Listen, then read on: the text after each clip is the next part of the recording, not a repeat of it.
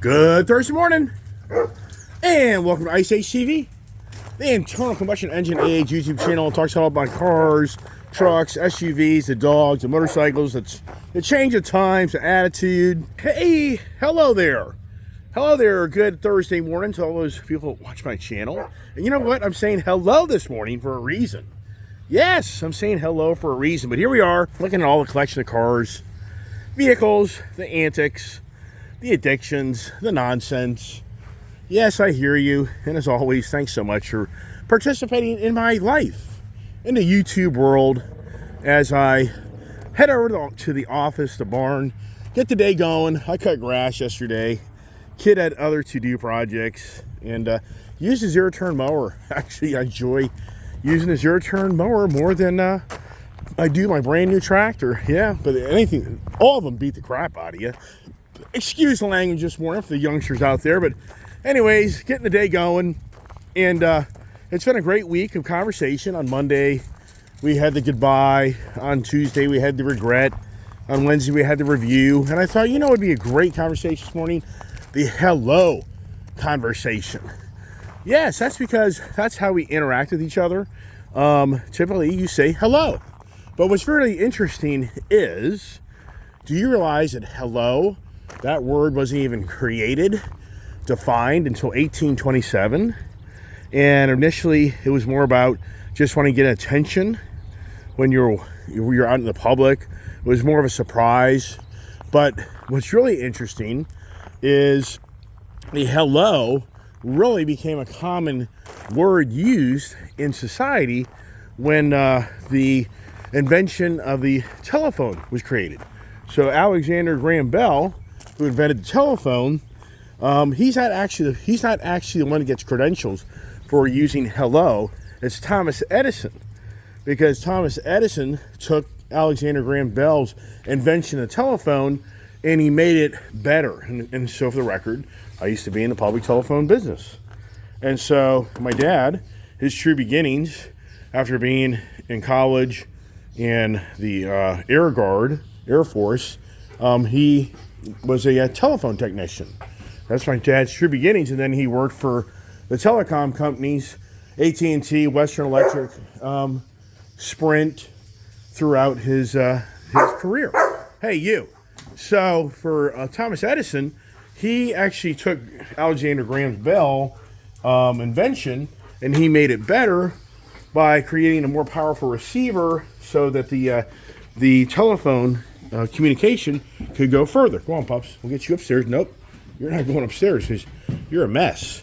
So believe it or not, it wasn't until late 1800s, like 1877, that the word hello became the proper way to answer the phone. Because in public, when you're walking around public, you may be more likely just to acknowledge them with your eyes, or a gesture, or hi, or say their name. But in a phone, when you call somebody on a telephone, how do you respond? So that was the way of you letting the person on the other end know that the call had been completed, and then you're there to say hello, versus the person just picked up the phone and had stood there and looked at the phone at the receiver and had a blank stare at them. How would you know? How would you know if you're talking or connected to them? So the hello conversations, right? And how do we take the hello conversations and relate it to the car conversations and motorcycles? Well, there's lots of ways we can take that conversation. And yeah, the flight pattern right over my cars, right? It's just incredible how this flight pattern is. It's a perfect flight pattern out of my garage for a liftoff to crap over all of my vehicles. Beyond believable. Yeah. So it won't last forever. It's aggravating as heck. But anyways, I thought today would be a great conversation of hello. And it's just so you know, I kind of went back and forth on some different ideas of how we could start the day off.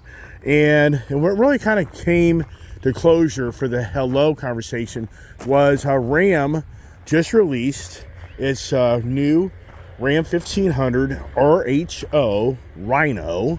We have the Trex. Now we have the Rhino truck that has just been released.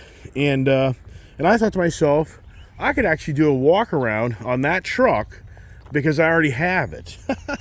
I do. And so I thought, hello conversation would be appropriate for me to tell you a little about, for me to be able to tell you about the 2025 Ram 1500, being I'm the car guy, and I just love to talk about cars every day of my life. And it's always about what's the next gig. But at the same time, I thought to myself, for all of us, we all have had our first hello of somebody dear to you. And you probably remember that first meeting. And here we go. Can't get to my damn office. And I really need to get in here to get my Ram truck key so that I can share with you what I think you'll enjoy. And maybe I will, maybe I won't, right? So anyways, I can still, to this day, remember meeting my wife, and I still remember meeting her with that first hello in person. I can remember talking to her over the phone, and that's something, your voice, and it's just incredible how your voice has so many attributes to the good and the bad. I mean, my wife's voice was always something that I really enjoyed, my wife's voice. I think people watch my channel because they like my voice. Some other people I don't think like my voice. It's just the way we hear things, see things, and it's interesting how people carry themselves with their voice and how you relate with them.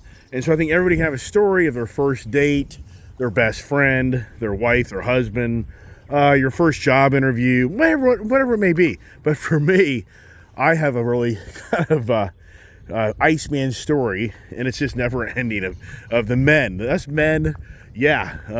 Do the wives want to say goodbye? Yes, many days the wives want to say goodbye, just get out of here. Who hasn't had that experience in life where the wife's just like, get out of here, leave me alone. So anyways, now go back to 2004, and my wife is pregnant with my daughter Julia, and she's like 9 months in on 8 months, 8.5 months in May of 2004. And I used to have a dog, a Dalmatian called Trigger. And some people may think, a lot of people think I called him Trigger because of the famous Roy Rogers that had a horse called Trigger. But I did not. Actually, I named my Dalmatian because I got it for my wife's birthday in July of 1997. And that dog ended up being my companion for everywhere I went and I stalled. He was truly with me when I built my public telephone business. And inside this telephone mechanism, there's a trigger switch that alerts the phone to make a phone call and for it to make money for my business. So I named my dog, since he was with me at my true beginnings of getting my public telephone business going, Trigger. And I used to call him Trigger Switch. So a great Dalmatian, he lived with me. He was with me 24/7. He even went to a funeral with me. He went everywhere with me. Unbelievable. That dog could have been the planes, trains, and boats. I mean, just everywhere we went, he went with us. So he's very attached to me. But here's the point. He lost his collar. So in May of that 2004, I decided to go to Petco, a local pet store here in Leesburg, and buy him a new collar. Well, while I'm there at the pet store, they have the dog. I'm trying to think of the correct word, but they had the people there that were wanting dogs to be adoption. The adoption dog day. So I go into that store, and of course Trigger's not with me. He's back at home with my wife. And so as I walk through the store, I see this beautiful little black lab mix type of dog that would have like a stature of the Kiefer boy right here. And so I walk by a dog and I'm like, wow, that's a really cool dog. And I'm looking for my dog, my Dalmatian's collar. So I walk back by again and say, how much for that dog? They say $100 for dog, $100 donation to our adoption. I'm like, $200. I'm like, yeah. And I get them right now. They're like, yeah. So I have to go through all this interview like you have to do. Like, no, you take the dog home today. I'm like, really? So then I walk around the store a little bit more. And before you know it, I'm in my Corvette Z06 2004 anniversary edition with the blue, the navy blue and the silver stripe Corvette. And by the time I walk out of Petco, I've got a little black puppy dog that's coming home with me. So I drive home, and back then I didn't have the dish in the back of the house. The whole front of the house was on the opposite side of this house. The true front of the house is the opposite side of this house over here to face the road over there. And so I open the door and I tell my wife to come outside to say hello to our new puppy. And my wife, she looks at me like I want to go get a freaking bat and just bang her over the head. She is like, "Are you kidding me? You just got a puppy? Do you understand what's in my belly right now?" So for me as a guy, you know, the way men think, I'm like, what's the big deal? We already had like 3 other dogs. What's a fourth? How's a fourth dog making a big deal? So my wife's just shaking her head like, this is beyond believable that you would go out and buy a puppy when we're going to have a baby and we now have 2 things to take care of. But I'm like, I can't say this is such a big deal. Well, as the men, you never think things through. That's just how we are. Use me as an example. So you can use my channel to just defend yourself. But hey, look at this guy here, okay? I mean, I hope you do. I hope you can use my channel for that reason. So you think I'm crazy? Nah, I ain't even close to crazy. So it wasn't until like 7:30 that night that I started thinking to myself, wow, if this dog cries and barks at night, oh my gosh. And I'm not lying to you. It never even crossed my mind when it's at Petco that I bring home a new puppy. And if anybody has bought a new dog, a new puppy, you know the tendency is that they want to whine and cry and bark at nighttime. And you're up in the middle of the night getting them up because they're going to go to the bathroom. Yeah, it's very challenging. So it wasn't like 7:30 that night. I think I was watching Orange County Choppers back at that time. It was like 8 o'clock. And I'm thinking to myself, this is like a Sunday evening. I'm thinking, holy crow, I'm screwed. This dog, oh my God, my wife's going to be going livid because she's already, if you're a married man, had a wife pregnant, they're not always in the greatest mood, especially starting to get to that term. So I'm like, oh no. But you know what? Beyond believable. That dog was crate trained from that adoption. And so that dog, he was the most incredible dog. You would put him in his crate at 9 o'clock at night, and he wouldn't make a peep. He would not pee or poop in his crate. I'd get up next morning, 6 a.m., check him out. He'd go, I mean, it was beyond believable. That dog was the most incredible dog that I had to date of an adoption dog. We don't know what he was, but he was about 120-pound black lab mix something, and that dog could catch a bird in the air. I'm not lying. That dog would be running across the yard and he would snatch a bird in the middle of the air. He would run across my property and take down a full-size deer and break its neck. Yes. He would go in the pond and swim around trying to catch the goslings for 45 minutes. We're going to have to be yelling at him to get out of the pond because the goslings would just go underwater and go to the other side of the pond. He would just swim and swim. I mean, I got nervous. I was really worried he was going to drown. I couldn't get him out of the pond.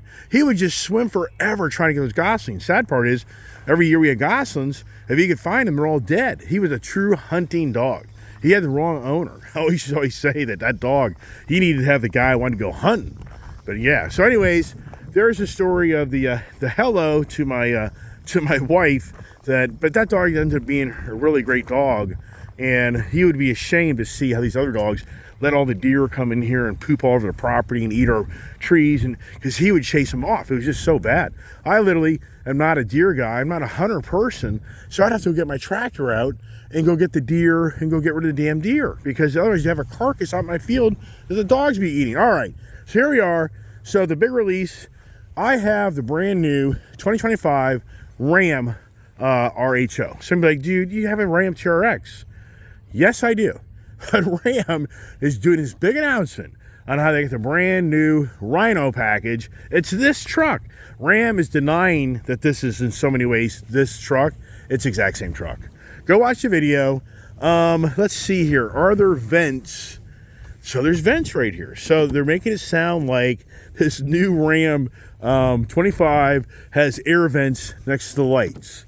And the TFL guy is making that comment that that's something new. No, this already has air vents. They talk about how it has like a cold air intake system. That's something new. Let's just see in this engine compartment if this has a cold air intake. So the body lines It's the exact same truck. Exact same truck. And some people say, okay, well then why are they calling it the Rhino, Mr. Iceman? It's because it's an inline six, 3-liter, twin turbo, 540 horsepower, 521 foot-pounds of torque motor. Half the size of this motor, that's a 6.2 liter motor, that's 707 horsepower and like 650 foot-pounds of torque. So this is a true V8 gurgling, burp truck. The new one is my Grand Wagoneer down there, the inline six, which I've been talking about the inline six Hurricane motor numerous times.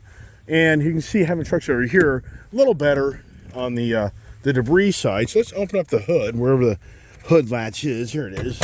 So if I was a guy right now on a YouTube channel and I was able to get my hands on a 2025 Ram RHO, I'd be doing the walk around right now. So a ton of guys are going to get a ton of hits off of the new RHO.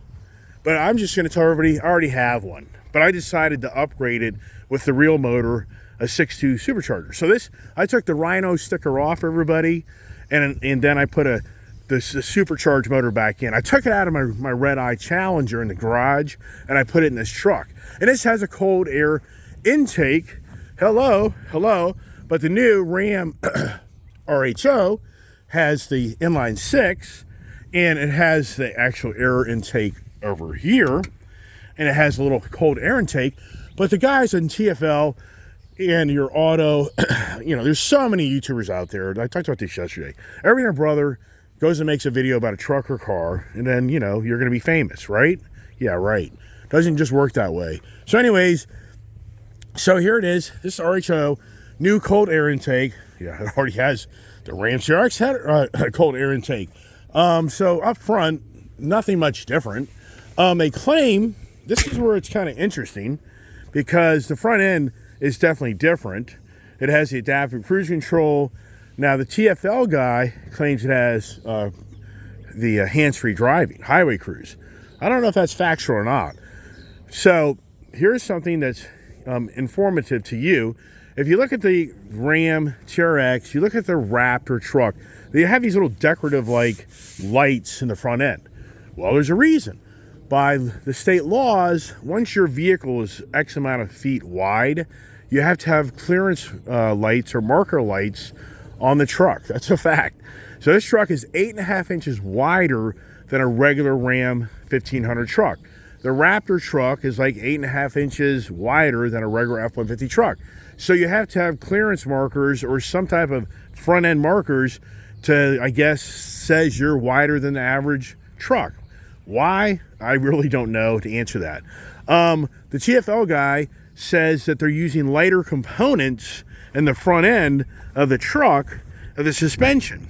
I don't think that's correct. So, and this is what's interesting. You have these auto journalists that I've watched, and they make comments, and their comments aren't always factual. So, once again, here we are in the conversation this morning. We're saying hello to the new Rhino truck. And when I've already watched some videos of different views on how they look at this new truck, of Ram's truck, that's gone away from the V8 to the inline six, the gentleman's saying that there's lighter component suspension, not as heavy duty as the Ram TRX. That's false. That's not true. This is the Rhino. They're riding off the exact same platform as a TRX. So, someone will say, yeah, but the front end is lighter. Yes, because it's a 6-cylinder motor. It's not an 8-cylinder motor, and it doesn't have a supercharger on it. So it's 150 pounds lighter in the front end of the Rhino because it doesn't have that supercharger on the motor. It has the twin turbos, but it's a smaller motor. It's a half the size. It's a 3.0. This is 6.2. So it's nothing about changing the components in the suspension. It's the exact same suspension. Exact same tire sizes, 35s. Wheels will be different, but it's all the same. Same active terrain dynamic rear suspension. So this is a Rhino. I could literally go get a sticker, RHO, and I guarantee I could be driving around and the Ram enthusiasts would be like, hey man, you got the new RHO? I'm like, I sure did. Yes, I sure did listen to it too. Wow, that thing sounds good, right? Misinformation, right? So for the record, everything go out. They're gonna start hitting the links to watch the videos on the brand new Ram. So you go inside and look at the truck, and it's the exact same interior truck. The exact same. I'll get inside the truck, and big difference is that you have a screen over here on the right.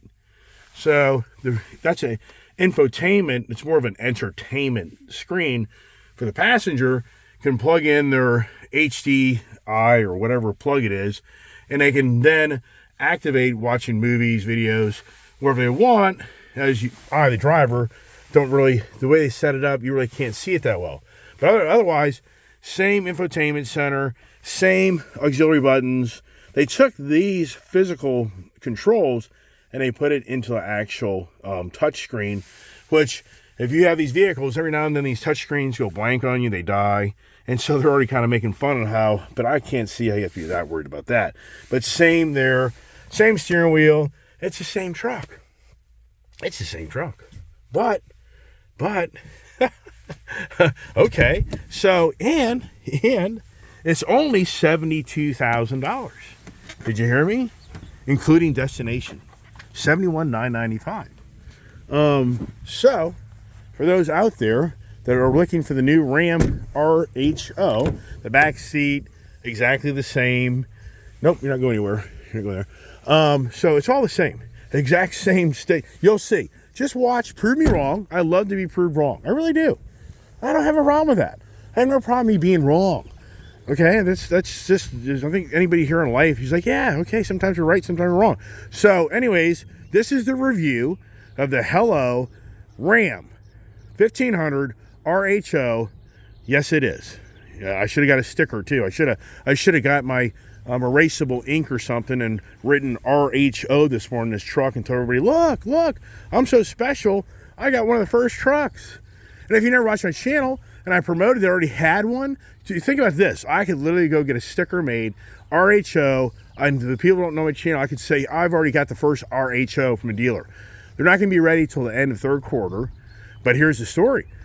The end of the Ram TRX is done. For the most part, you can put an order in this morning for Ram RHO. So what that tells you, if they're going to be releasing these things basically in July, August, third quarter this year, we're right now getting ready to be into May. So the Ram TRX truck, I would say you're coming down the last 30 days. Can you even order? I bet you can't even order a Ram TRX truck anymore. And so it'll be interesting once that truck hits the real roads, what type of economy does it get in that 6-cylinder motor? What does it get? This truck here, I'm pretty good at 12 miles per gallon. That's a pretty solid 12 miles per gallon. Look, I've shown you how we can get 15, 16 out on the highway. What will that inline six do? And of course, somebody out there would be like, yeah, there you go. So, but what it's done is it's raised the bar for the poop machine over here, the Poops cars on the Raptor. Hey, finally got my tag. Finally got my tag. Wow. So the Raptor, this is like 400, I think, and 40 horsepower. I could be off that number for 400. So the new Ram RHO is now going to overtake the Raptor truck in the performance side as far as more power. I still think it's interesting. I did a little Ram TRX review versus a Raptor. It's cool to see people interact.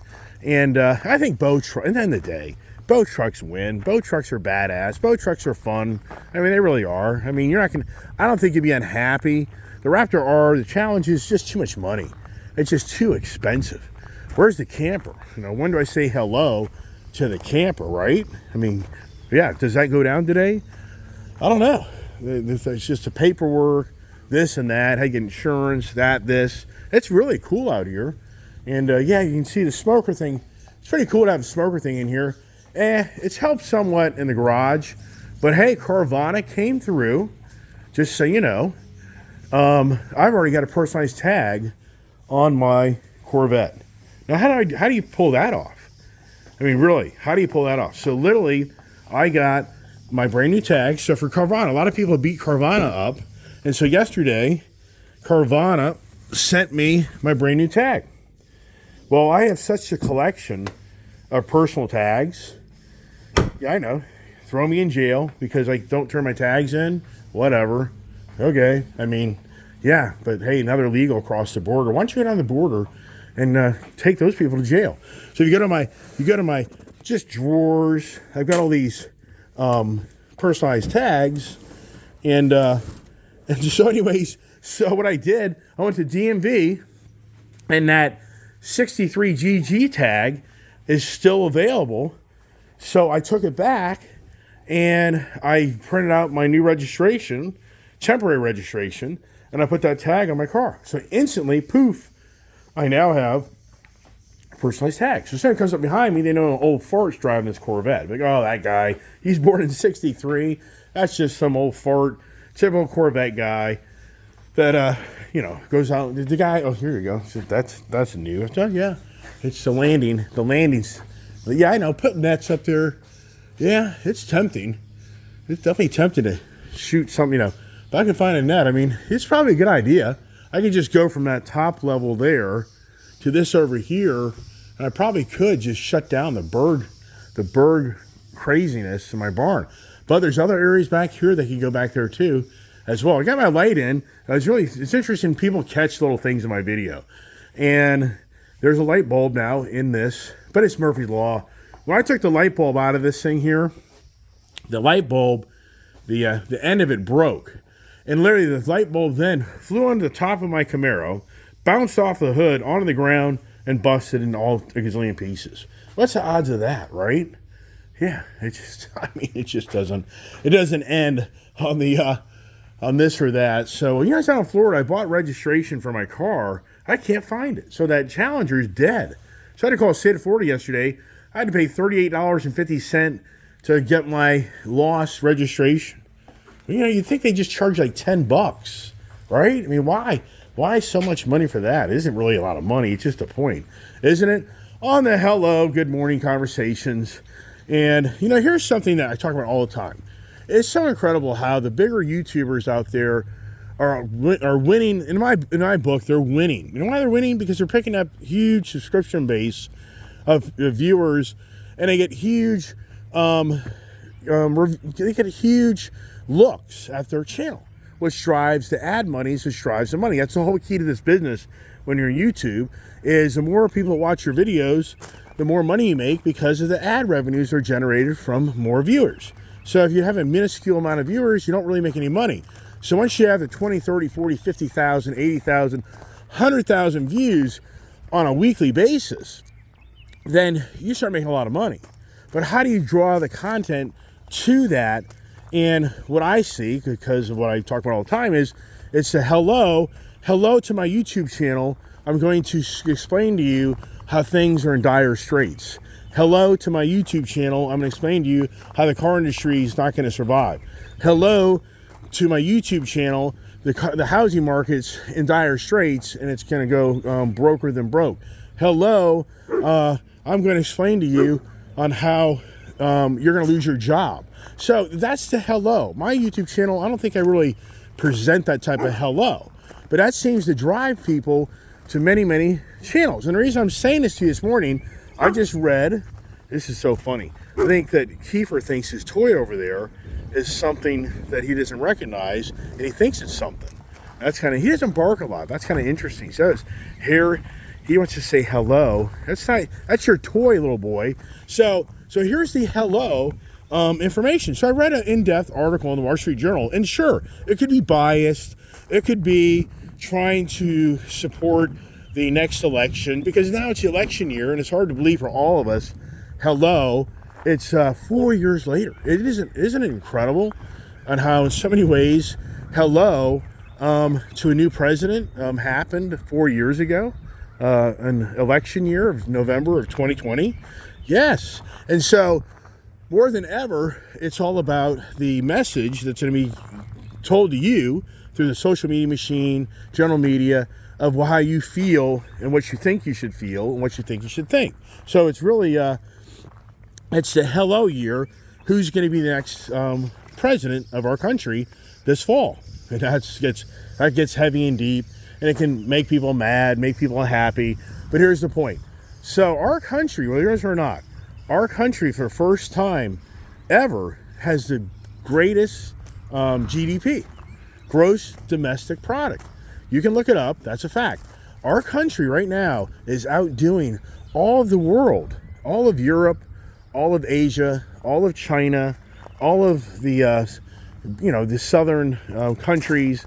We are outdoing everybody in our own backyard of producing gross domestic product. We should be proud of this. So whether it does or not, and here's the danger about politics and economy. And I've always said this for years.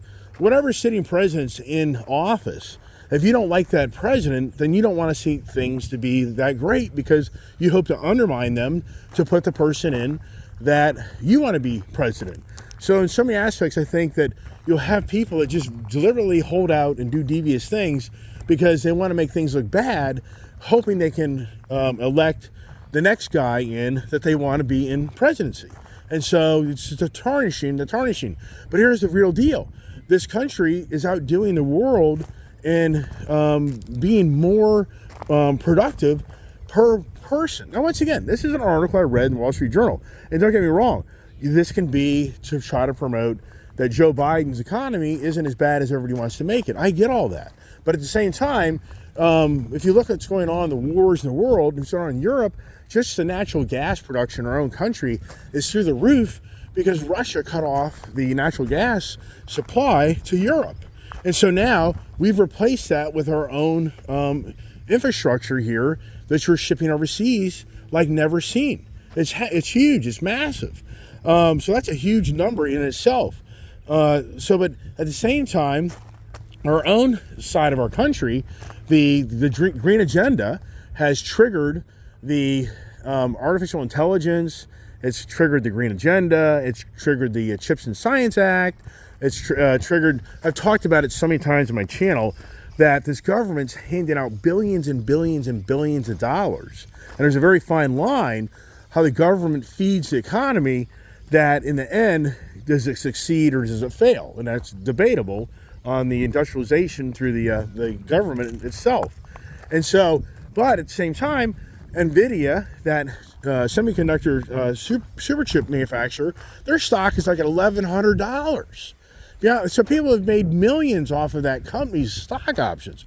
And then the semiconductor manufacturing stateside is starting to grow by leaps and bounds because all these companies are taking advantage of this government's tax incentives, which was created by Joe Biden and the Chips and Science Act, and then the Green Agenda, IRA, Inflation Reduction Act. There's billions and billions of dollars that are at hand's reach for companies to come here, set up shop, and to make money. And they're doing it. It's happening. So it's creating jobs and infrastructure. But people don't want to hear this because Joe Biden's in power. And I think that what irritates people is that Joe Biden, what somebody feel is the ideology and the movement of where this country's going and the social stance of it and the world position of it. And that's what irritates people. And that's what gets everything into the arguments. But at the same time, stateside here, the whole point of hello, this country is actually doing better than most want to accept. People want to focus on the gloom and doom. We just passed the $97 billion Ukraine-Israel bill. And for most here, they're going to say it's ridiculous, which I've talked about this a gazillion times. Here he goes. He's going to take the broom out. He has to be eating something. Here goes the broom out in the yard to play with. Watch. Here we go. If it ain't one thing, it's something else. So anyways, the inflate. But this is what I read this morning. And once again, this can be misled information deliberately by Wall Street journalists just trying to prop up Joe Biden to be the next reelected. So that could be the undermining, trying article to convince others it's not really as bad as you think it is. So the Ukrainian bill, and I said this all the time about the wars make money. So of the $97 billion that will be handed out to Israel and Ukraine, $57 billion of it will be brought back to our country in the purchase of ammunitions and war technology. Did you just hear me? I mean, think this through.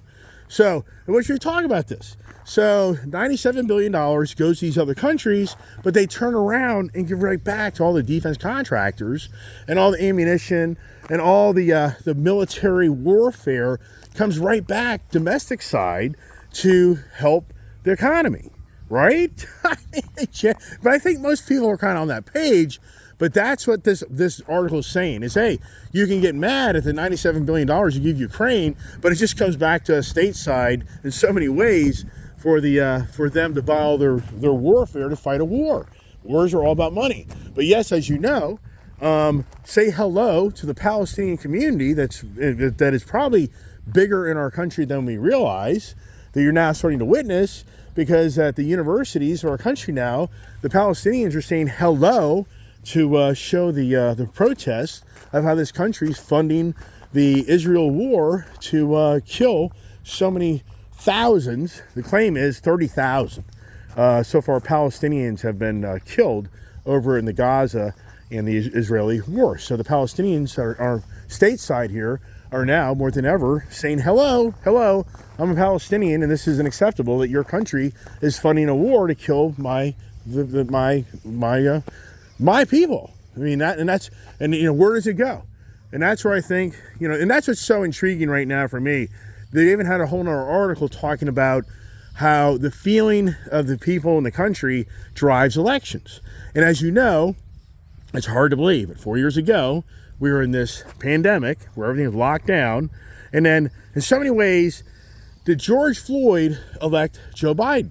And sure, that can be argumentative, and that can go all over the place. But you have to say to yourself, when George Floyd died, I'm going to just say, when George Floyd died under the police's handling, that ignited the summer of violence that we haven't seen in modern times.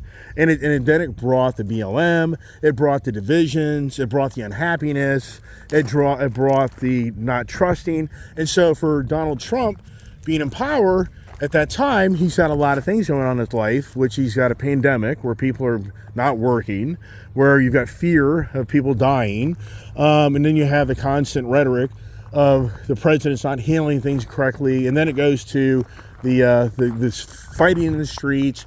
So the whole atmosphere of the 2020 election year turns into people didn't really have the happiness of where our country is, because so many people lost their jobs, people lost their businesses, and then you couldn't go do things. You were being held down. The government was controlling things, and so many views and ideas. And then you have the division of the white versus the black, and how the blacks aren't treated and respected for the LEO. The list goes on and on and on. So in so many ways, in the end, Donald Trump was removed from office and say hello to Joe Biden. And so then that gets deep and heavy, and I'm not going to go down that rabbit hole, because what's going to come from that in my YouTube channel of arguing about that stuff? I'm not going to do it. Maybe on my YouTube channel, I'd just be careful on what you say, because it isn't really going to gain anything for you or I. It's just more about the conversation of where we are, and are we going to say hello to Donald Trump this fall? Or are we going to say hello to Joe Biden again? And or some are so much hoping and praying that Donald Trump says hello to the prison bars, which that seems to be and it's incredible. You just have to scratch your head. It's 4 years later, and it's hello Donald Trump every day of your life. It's hello Donald Trump every day of your life. Why can't the Democratic Party just let it go? Just let it go. Why can't the Democratic Party focus on something else?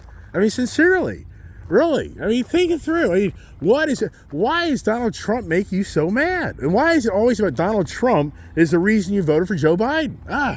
Does it just raise your hairs when you do start to talk about this stuff? And as I say, I'm just not going to go down the rabbit hole, get everybody all riled up to the max, where you make a comment and then you do the YouTube jail time, which that's what happens in this social media machine. So am I going to say hello to the camper today? I don't know. I think my sales lady was off work yesterday. And what do I take? Yeah, I love how people are reaching out in this F-250. Yeah, hello, Mr. Iceman. And I don't disagree. Hello, you buy a modded truck, how do you think it's going to probably run? And one of my subscribers has kind of raised my eyebrows because he's saying this ReadyLift system, it's nothing but a bunch of pucks. It's not a real new coil system. It's an existing system. They just put in some hockey pucks in there for you. And I really haven't looked, but I mean, looking right there, I have to agree with them. If you look right there, it's just a hockey puck. Ha! Yeah. So, and like, so they're just saying that there's a lot of things that Tremor package, Carli package, had so much more over this hockey puck. You know, they put in the spacer. So what I'm saying, here's the spacer. No new coil spring, existing coil spring. Here's the spacer to raise it up. And then here is in the back, the leveling system, but it's just a block. As far as I know, they just went up underneath here and they just put another, bigger block. And so their suspension's no different. It's a factory suspension, but now it sits up higher, and it just is freaky. It sits up higher, bigger tires and wheels.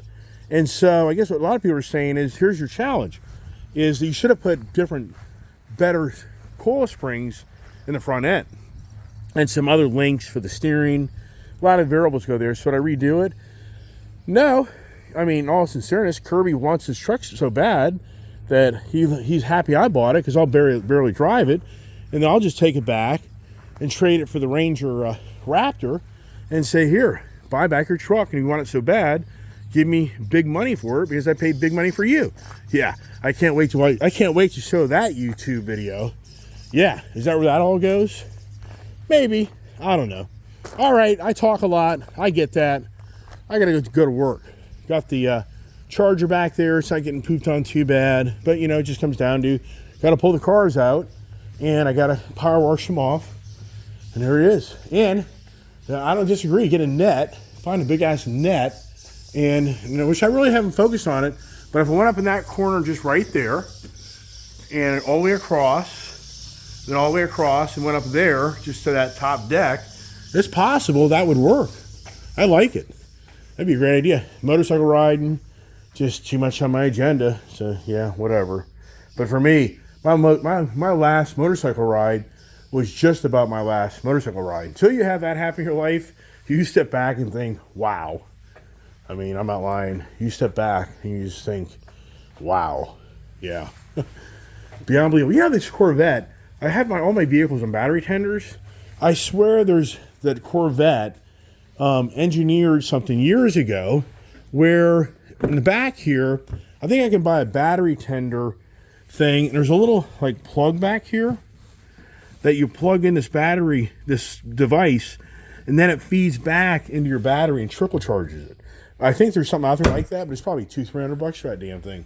But having cars sit around, there's no way. The battery would be dead. And this car here, yeah, where you even jump in the car? It's a pain in the butt.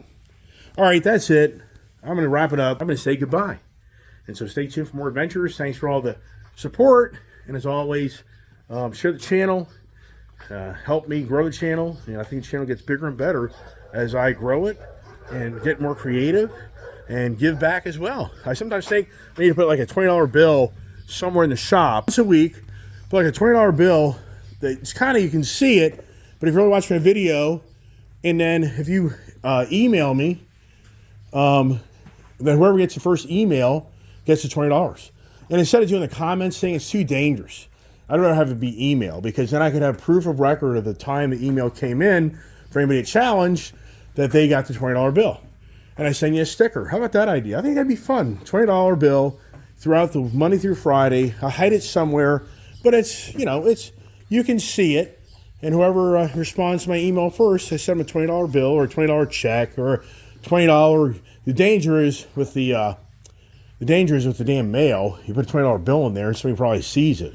But anyway, it's just ideas. Then as the channel grows, and I was really making money, then it turns into the $100 bill. It'd be like, once a week, I put a $100 bill somewhere, and then, you see it, get a $100 bill for watching my channel.